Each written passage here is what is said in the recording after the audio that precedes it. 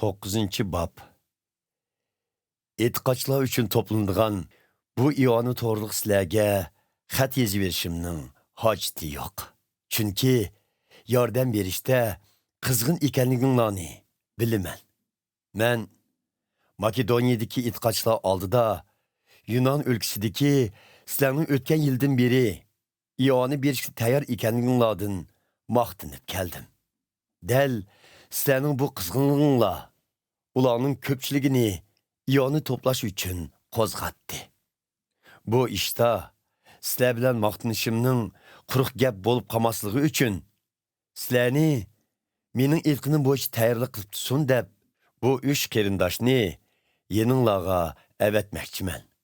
Navoda Makedoniyadagi ba'zi qarindoshlar men bilan birga berib sizlarning tayyorlik qilganliginglarni ko'rsa, sizlar bu yoqda qedib, sizlarga bo'lgan kuchlik ishonchim vajidan men xijolat bo'lib qilishim tug'an gap.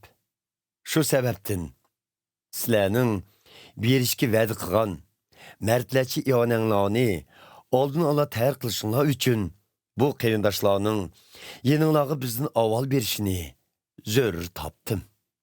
Shundoq bo'lganda iyonanglarning tayyorlanganligini hamda ularning majburiy emas, balki rozimanlik bilan qilinganligini ko'rib olg'ili bo'ladi.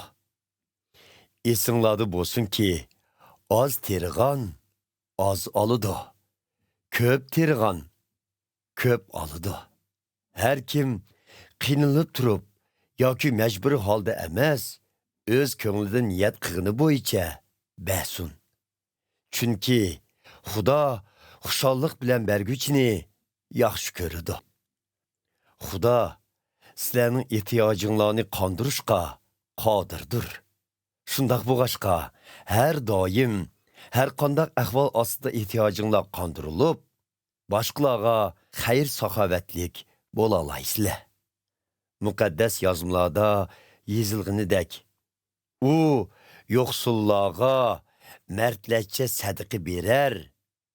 Uning xayr saxovatligi mangu unutilmas.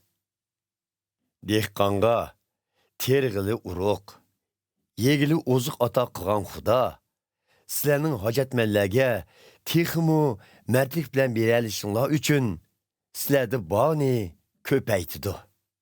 Sizlarning hamisha mardlik bilan boshqalarga yordam qilishinglar uchun Xudo sizlarni har qaysi jihatlardan barakatli qiladi.